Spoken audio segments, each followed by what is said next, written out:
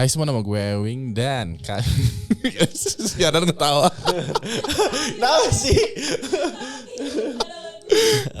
Oke guys, jadi syuting kali ini rame ya. Ada Pak Dimas di belakang kamera, ada Jody, ada Anan juga yang nulis naskah ini. Nah, kali ini gue bakalan mendengarkan cerita-cerita seram yang sudah kalian kirimkan ke alamat email gue di ceritaseram@ewinghdtv.com.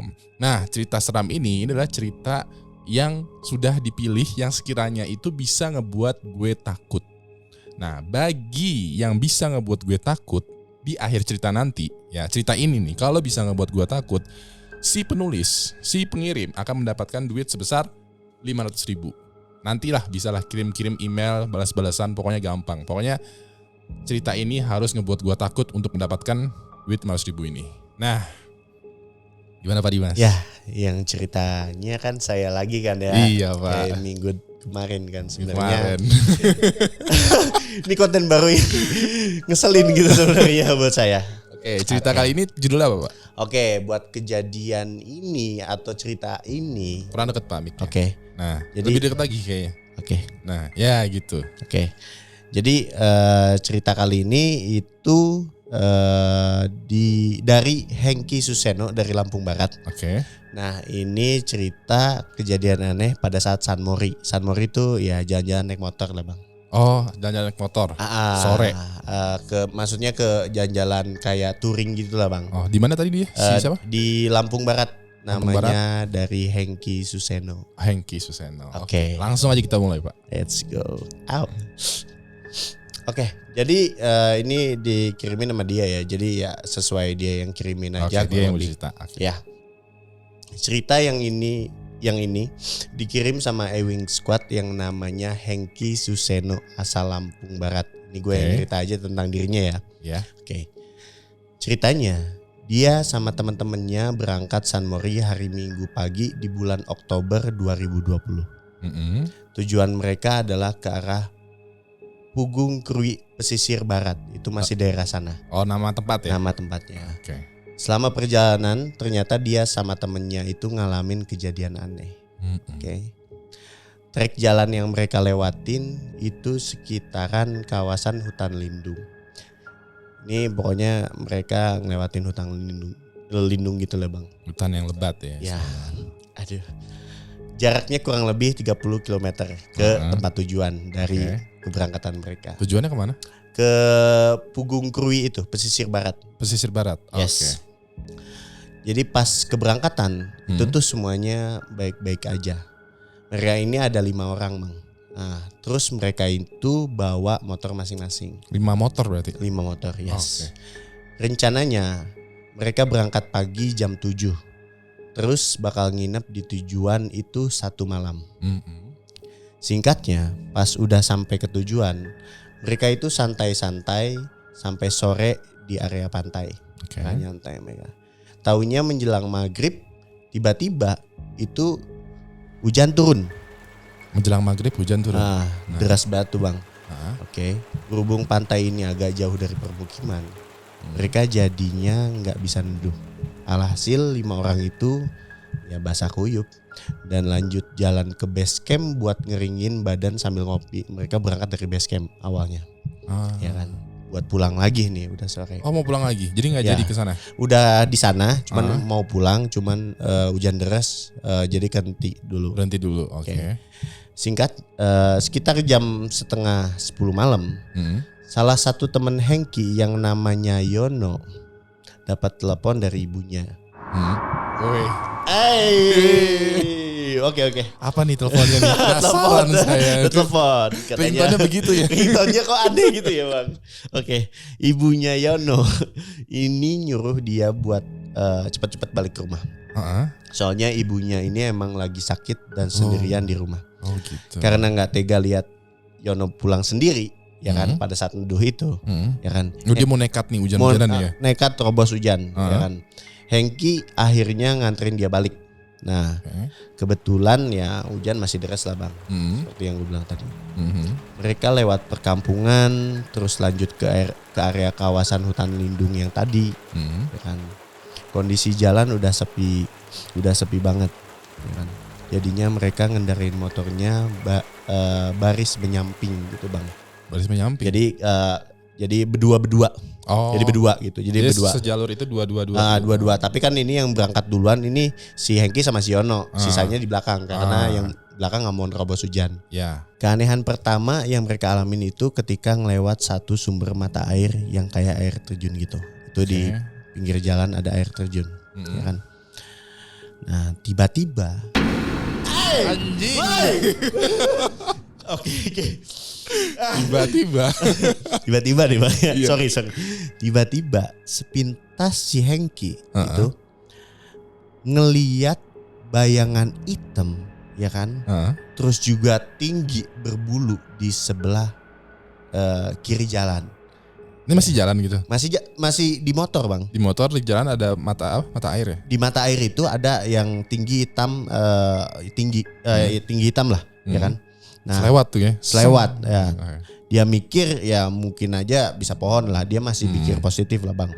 Karena gak mau ambil pusing ya dia ngelanjutin jalan. Jalan yang mereka lewatin ini sebelahnya adalah jurang.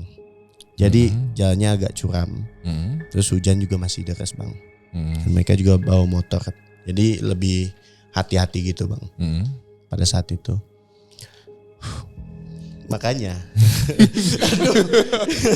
Oke. Kok jadi takut gitu? Ya gue deg-degan. Hengki nggak gitu fokus sama kejadian lihat bayangan hitam. Jadi ya skip aja lah. Mungkin pohon atau ya berpikir positif dia pada saat jalan. Cuman setelah 10 menit kemudian tiba-tiba ada lampu nyorot dari belakang. Dari pada saat di jalan itu. Ada yang nyorot dari belakang lampu. Dia lagi naik motor ada lampu nyorot dari belakang. Oke. Beruntungnya mereka mengira itu adalah mobil yang juga ngelewat ke jalan sana. Mungkin mereka ada mobil nih yang bareng sama kita jadi gak spesifik amat. Setelah kurang lebih dari 3 kilometer ya kan di jalan. Mereka mulai aneh gitu bang. Soalnya mobilnya kok kayak gak ngedeketin ya kan. Cuman nyorotin lampunya doang dari jarak agak jauh. Dia cuma nyorotin terus selama ngikutin mereka terus. Jadi nggak ngelewatin juga nggak itu. Iya, gue merinding, gak tau kenapa. Iya serem sih. Ini tadi jam berapa dia berangkat? Dia nggak sebutin sih jamnya. Kurang lebih pasti sore lah bang. Sore ya. Iya sore ke arah maghrib lah mungkin karena udah lampu nyorot kan. Jadi kayak diikutin dari belakang gitu ya. Kiranya mobil aman dong. Tapi ini kok mobilnya nggak deket-deket, nggak mau nyusul juga. Udah 3 kilometer tuh. Hengki sama Yono masih mungkin yang nyetir juga ya sama hati-hati lah karena kondisi lagi hujan. Ya, paham. Ya kan? Sampai selanjutnya mereka nemu tikungan yang muternya hampir 180 derajat. Jadi putarannya itu benar-benar nikuk lah. Oh, ya kan? Belok tapi. Belok. Jadi ketika belok juga kita bisa lihat kiri gitu ya kan. Lihat ke belakang juga. Iya, paham. Okay. Kebetulan Hengki ini kan pakai helm full face. Jadinya sebelum belok dia mesti nengok kepalanya ke arah kiri biar bisa lihat tikungannya. Jadi tikungannya kan belok kiri jadi lihat dulu dong. Iya. Terus. Aduh. Nah, entah kenapa temennya Yono, si Yono ini malah ngebut ke depan dia tuh. Gimana? Malah ngebut ke depan gitu. Tiba-tiba ya pada saat sebelum tikungan itu. Jadi kan si Yono jalan bareng kan dia. Oh, bareng berdua nih ya. Bareng berdua. Nah, totonya dia ngebut duluan. Dia belok tapi lebih ngebut gitu. Ngebut duluan. Oke. Kan? Terus? Nah. Aduh. Nah, pas taunya pas Hengki itu nengokin kepalanya ke kiri sebelum belokan. Ada apa ini? Nah, hal yang tadi dia kira itu lampu sorot mobil, ternyata malah kelihatan api gede bang. Api gede? Gue gak tahu itu apaan. Terus dia tuh apinya itu terbang di atas jurang bang, karena sampingnya itu jurang. Sebegitu gedenya itu api sampai jalanan itu kayak diterangin sama lampu mobil dari belakang. Iya. Apinya beneran ngikutin mereka dari belakang bang. Hengki nggak mikir apa-apa dan terus tancap gas sembari baca doa.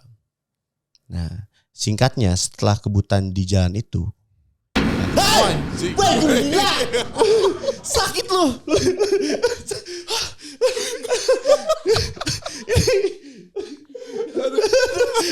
Gue nggak bisa nih, ini konten gila nih, sakit, serem.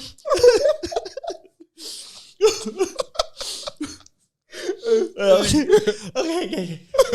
Tenang dulu, sabar dulu. Ini gila. Ini konten gila.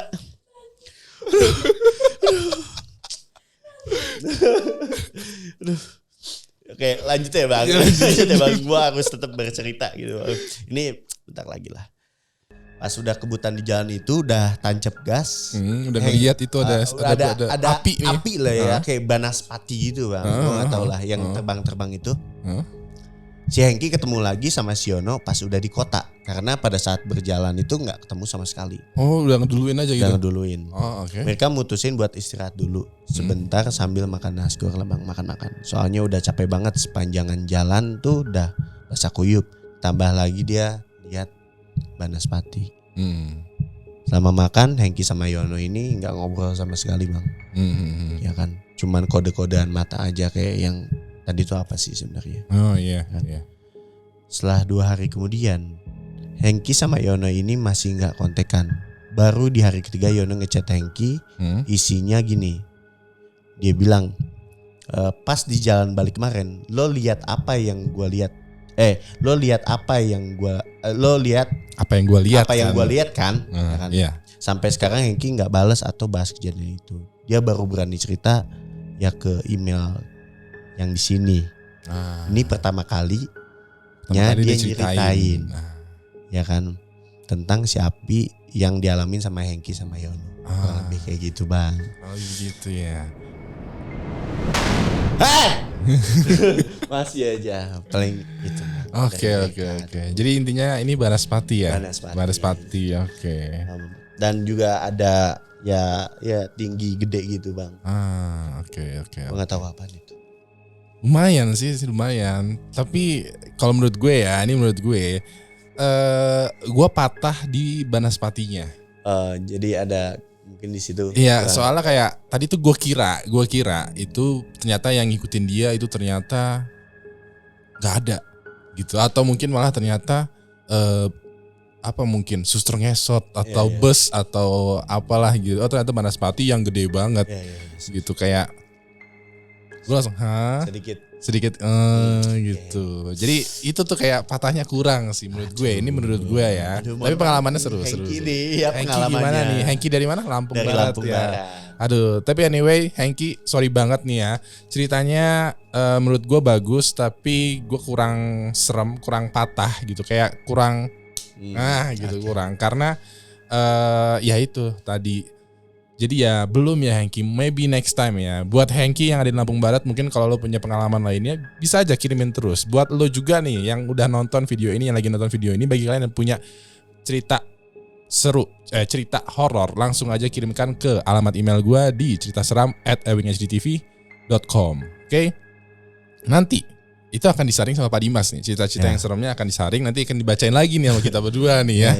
Penyiksaan diri di sini. Penyiksaan diri sebenarnya di sini. Ini syuting terbaru yang membuat gue kayak, aduh ini nggak bisa nih, setiap minggu tuh nggak bisa kesini sebenarnya, nggak mau gitu. Tapi ya udahlah, buat teman-teman sekalian lah. Iya. Anyway, thank you buat udah nonton. Jangan lupa like, tweet, share, dan subscribe. Terus juga nyalain notifikasinya. Ya udah. Sampai jumpa lagi di episode selanjutnya. Masih ada aja sound effect-nya. Oke, good night semuanya.